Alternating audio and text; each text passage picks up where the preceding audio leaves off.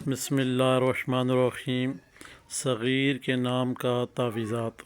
اگر صغیر چاہتا ہے کہ میرے اوپر جادو، جنات، تعویذات اور اثرات اور بندش وغیرہ نہ ہو، اگر ہوئے ہیں تو ختم ہو جائے، تو صغیر کو چاہیے کہ اس نقوش کو فوٹو کاپی کروا کے اس کے درمیان میں جو خانہ خالی ہے اس میں آپ نے اپنا نام، اپنی والدہ کا نام لکھنا ہے اور اس نقوش کے پیچھے اپنا مقصد لکھنا ہے۔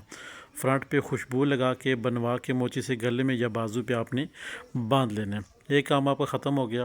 اب جب بھی کبھی آپ کو کوئی حاجت ہو، فلاں کام میرا ہو جائے، فلاں کام میرا ہو جائے، یہ کام اس طرح ہو جائے یا یہ کام اس طرح ہو جائے، جتنے بھی آپ کے دل کی خواہشات ہیں، چاہے وہ جادو جنات ختم کرنے کے حوالے سے ہوں یا کچھ کام کرنے کے حوالے سے، فلاں کام کے لیے میں جاؤں اور وہ اللہ کے حکم سے ہو جائے، تو آپ نے کرنا یہ ہے 19 بار بسم اللہ الرحمن الرحیم پڑھنی ہے اور 11 دفعہ درود پاک پڑھنا ہے۔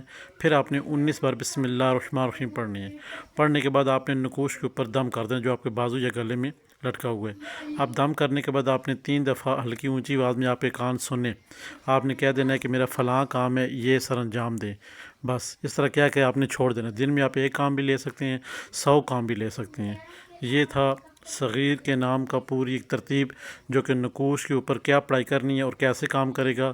جب تک صغیر کے پاس یہ نقوش رہے گا، جادو جنات، اثرات، بندش، نظر بد انشاءاللہ اس کو نہیں لگے گی۔